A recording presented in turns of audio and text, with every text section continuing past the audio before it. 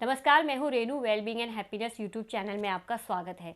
खुशियाँ और रोशनी का त्यौहार दिवाली आने वाली है। सभी लोग दिवाली का बेसब्री से इंतज़ार करते हैं। वैसे तो दिवाली 5 दिवसीय त्यौहार है, लेकिन इस बार छोटी दिवाली और बड़ी दिवाली एक साथ ही है। कहा जा रहा है कि इस बार दिवाली पर महासंयोग बन रहा है। इन्हीं सब विषयों के बारे में आइए बात करते हैं पंडित अनिल कोडन जी से। पंडित जी, स्वागत है आपका हमारे चैनल में। पंडित जी, सबसे पहले आप हमारे दर्शकों को ये बता दीजिए कि धनतेरस के दिन लोग बहुत सारी चीज़ें खरीद लेते हैं, लेकिन धनतेरस के दिन किन चीज़ों को खरीदना चाहिए जो हमारे लिए शुभकारी हो और किस मुहूर्त पे खरीदना चाहिए? जी देखिए रेणु जी, धनतेरस जो है ये बड़ी शुभ और मंगलकारी मानी जाती है जी। और आज के दिन भगवान धन्वंतरि नारायण सागर के गर्भ से उस अमृत के कलश को लेकर के प्रकट हुए थे। जी। तो 14 रत्नों में उनका विशेष स्थान आता है और इसलिए आज के दिन सभी लोग जो है बर्तन खरीदने की परंपरा है। लोग बर्तन भी खरीदते हैं और इसके साथ साथ सोना चांदी भी खरीदते हैं। झाड़ू भी खरीदी जाती है आज के दिन, क्योंकि झाड़ू को शुभ माना गया है जी।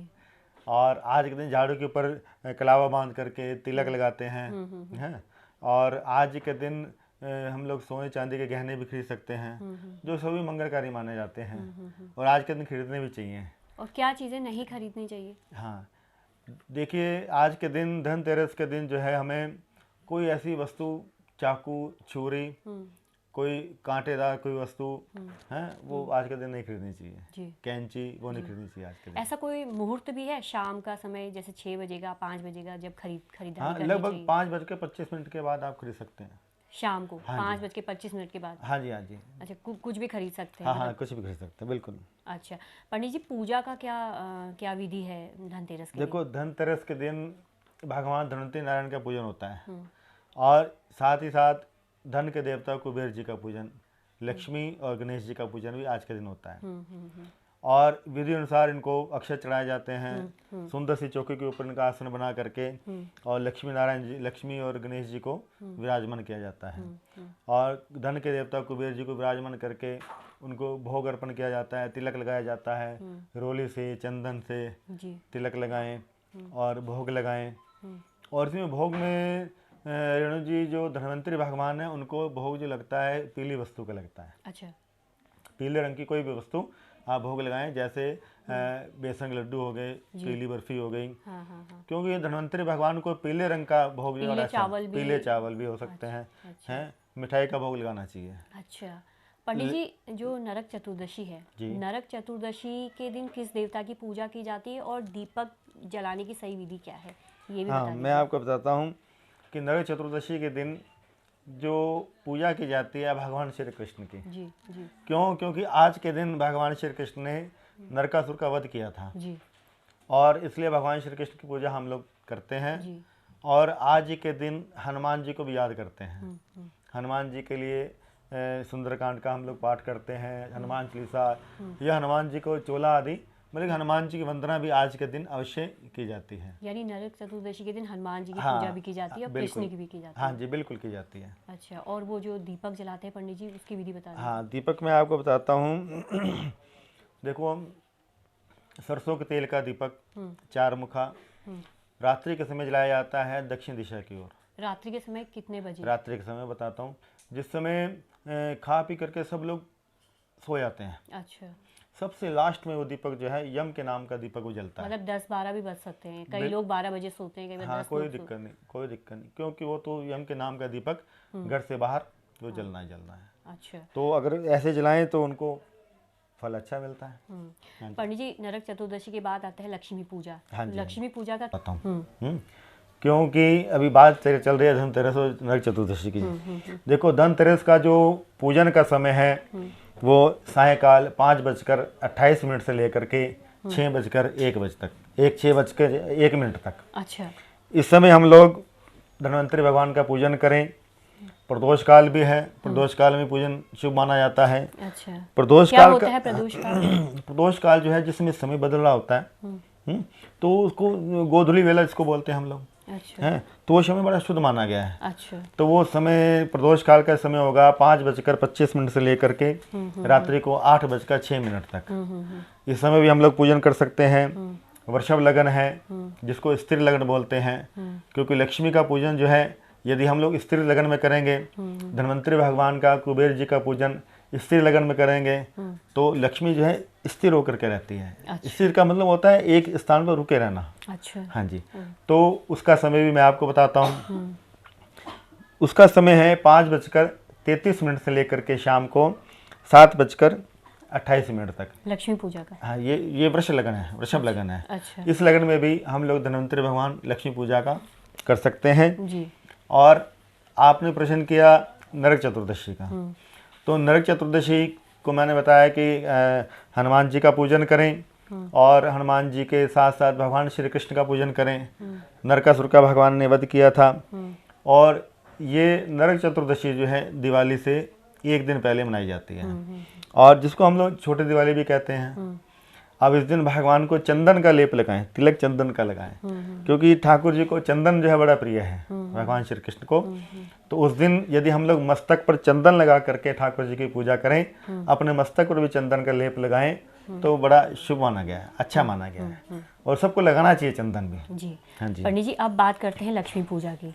लक्ष्मी पूजा का शुभ मुहूर्त क्या है और लक्ष्मी की पूजा कैसे करनी चाहिए कि लक्ष्मी अपने भक्तों पर धन की वर्षा करे? हाँ जी, मैं लक्ष्मी पूजन आपको बताता हूँ। देखो, लक्ष्मी जी का जो पूजन है इस बार वो सायंकाल 5:30 बजे से लेकर के और 7:26 तक अच्छा। लक्ष्मी जी का हम लोग पूजन कर सकते हैं। फिर प्रदोष काल आता है।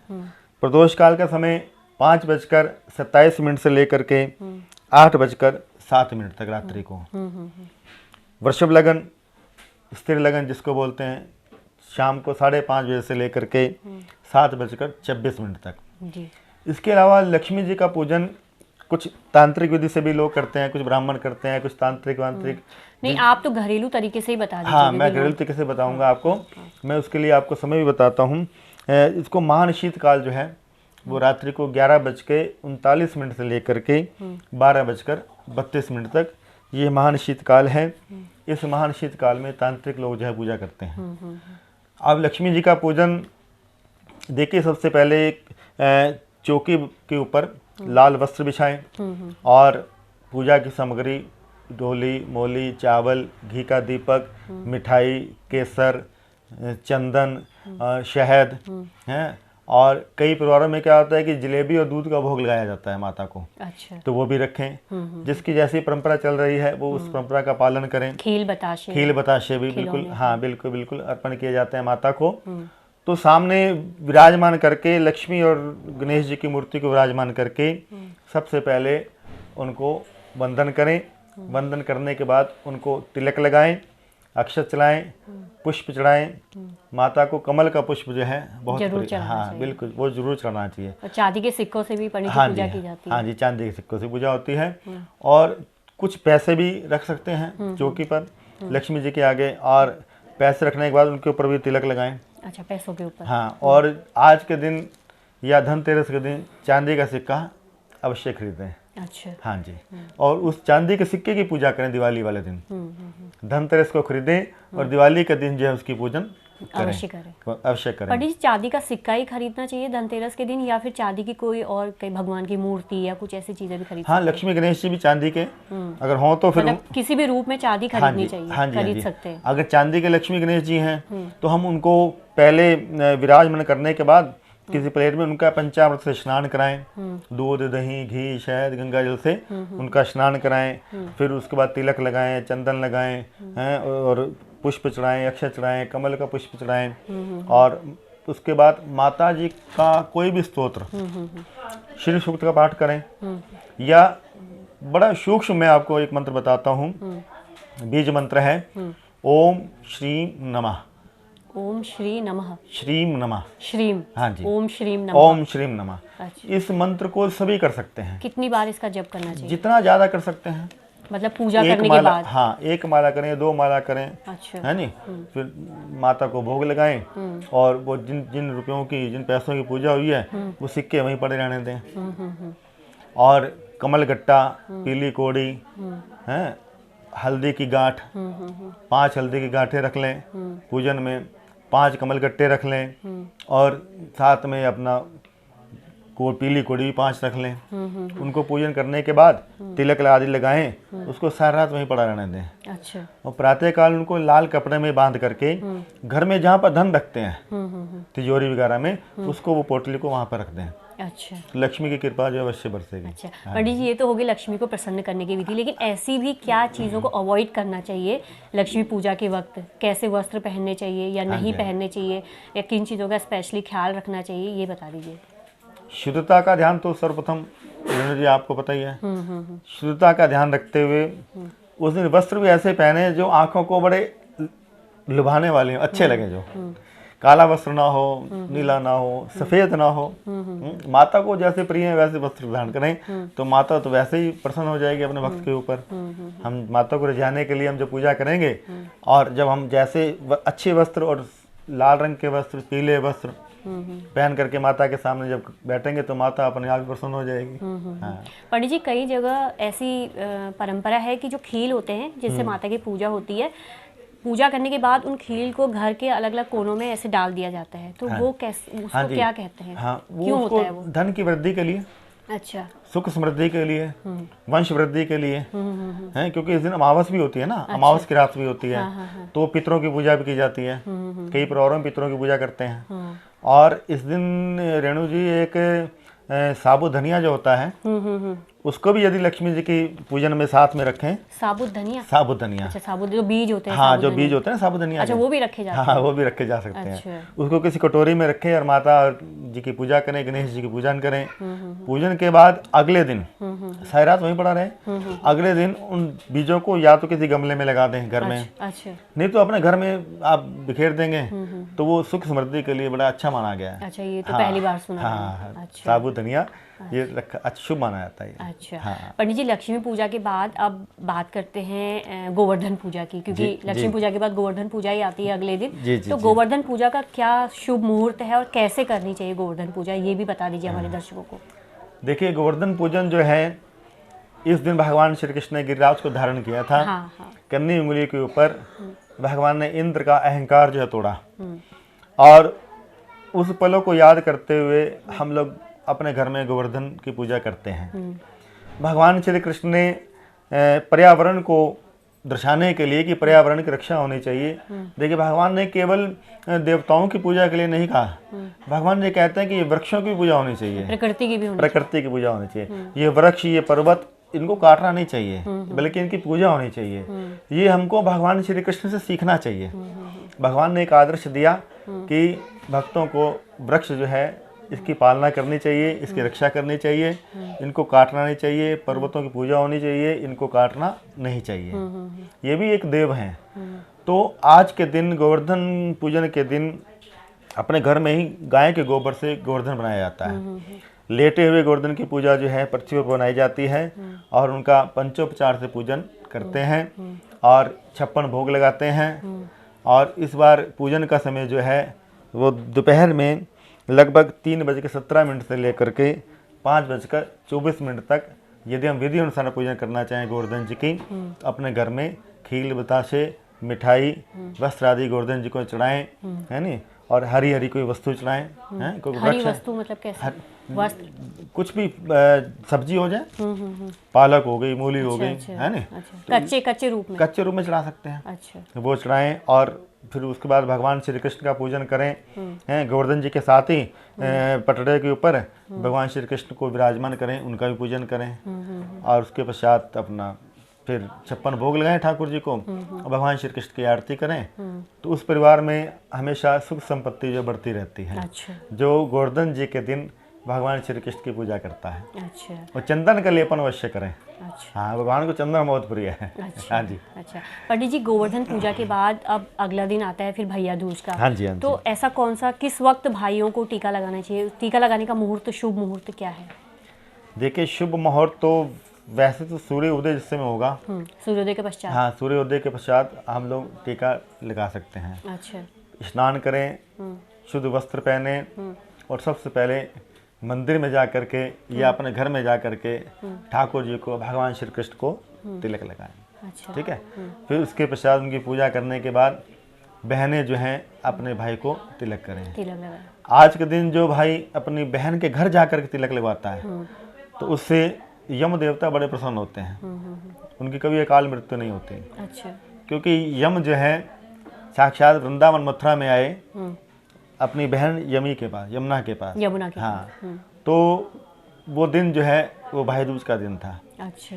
तो उस दिन बहन ने भाई का तिलक किया तो भाई ने कहा कि भाई बहन तुम इससे कुछ वरदान मांग ले।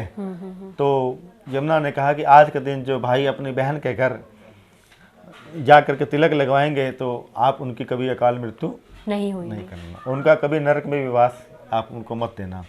तो यम देवता ने अपनी बहन को ये वरदान दिया था। अच्छा। हाँ, तो ये आज के दिन जो भाई अपनी बहन के घर जा करके तिलक लगाता है तो सुख और संपत्ति मिलती है। अच्छा। हाँ। पंडित जी, ये जो कहा जा रहा है कि दिवाली के दिन इस बार महासंयोग है, तो ये दिवाली के दिन महासंयोग है, तो ये महासंयोग क्या है, इसके बारे में जरा विस्तार से बता दीजिए। रेणु जी, महासंयोग कुछ ग्रह चाल को लेकर के भी बना है और कुछ ये पर्व जो है पंच पर्व कहलाता है। 5 दिनों का पर्व होता है जी, ये। जी। लेकिन इस बार ये पर्व जो है 5 दिन का ना होकर के केवल 4 दिनों तक का है। जी, जी। और इस बार जो छोटी दिवाली है वो उसकी पूजा उसी दिन होगी जिस दिन बड़ी दिवाली की पूजा है, अर्थात 14 नवंबर को। छोटी दिवाली का पूजन हम लोग सुबह करेंगे। अच्छा। और बड़ी दिवाली का पूजन हम लोग शाम को करेंगे। यहाँ पर मैं आपको बताऊं कि बड़ी दिवाली का पूजन जिस समय हम लोग शाम को करें उस दिन शंकर जी को मंदिर में जा करके शिवलिंग पर थोड़े चावल चढ़ाएं। अच्छा, चावल। हाँ, थोड़े चावल चढ़ाएं, अक्षत चढ़ाएं। मतलब और वो सुबह के टाइम पे? हाँ, सुबह के समय या शाम को भी कर सकते हैं। अच्छा। मतलब अमावस होनी चाहिए वो। अमावस है तो लक्ष्मी के पूजन के दिन शिवलिंग पर चावल चढ़ाएं तो उससे भी धन संपत्ति बढ़ती है। अच्छा। कई परिवार में क्या होता है कि लक्ष्मी पूजन जब वो करते हैं तो थाली में 9 दीपक रख लेते हैं। 9 दीपक से माता का पूजन करें, आरती करते हैं। हाँ, आरती करें। अगर 9 दीपक नहीं बना सकते तो एक बड़ा दीपक बना लें, 9 बत्तियों का हो जाएगा वो। तो उससे भी लक्ष्मी जो है बड़ी जल्दी प्रसन्न होती है। और 5 गोमती चक्र, गोमती चक्र होते हैं। क्या? एक वो चक्र है, भगवान जो है वृंदा के कारण वो पाषाण के बन गए। ये गंडकी नदी से ये चक्र मिलते हैं। एक विशेष प्रकार का पत्थर होता है जिसको हम कहते हैं गोमती चक्र। अच्छा। छोटा सा होता है, उसके अंदर चक्र बने होते हैं। जैसे भगवान नारायण का चक्र है ना, ऐसे चक्र बने होते हैं। यदि वो 5 गोमती चक्र हम पूजन के समय भगवान नारायण लक्ष्मी जी के चरणों में रख दें और पूजन करने के बाद, जैसे हम लोग पूजन करते हैं घर में, साधारण पूजन करने के बाद वो सारी रात वहीं रखे रहने दें। प्रातःकाल उन गोमती चक्रों को लेकर के पीले रंग के कपड़े में या लाल रंग के कपड़े में हम पोटली बना करके यदि घर में जहाँ हम लोग धन रखते हैं वहाँ रखें। अच्छा। तो लक्ष्मी स्थिर होकर के नारायण के साथ वास करती है। अच्छा। ये उपाय अनुभूत है। मैंने ये उपाय बताया। अच्छा। और कईयों को बताया और सभी ठाकुर जी की कृपा से सभी इस उपाय से बड़े प्रसन्न है। अच्छा। जी। बहुत बहुत बहुत अच्छी बात है हाँ, पंडित जी। दर्शकों को पंडित जी द्वारा बताई गई ये जानकारी काफ़ी अच्छी लगी होगी, क्योंकि पूजा तो हर कोई करता है, लेकिन पूजा करने की सही विधि क्या है और उचित मुहूर्त क्या है, ये सभी को जानकारी इस चीज़ की नहीं होती है। लेकिन पंडित जी द्वारा बताने से हो सकता है कि आपको सही जानकारी मिल गई हो। अगर आपको ये वीडियो अच्छा लगे तो वीडियो को लाइक ज़रूर कीजिए और हमारे चैनल को सब्सक्राइब जरूर कीजिए। धन्यवाद। नमस्कार।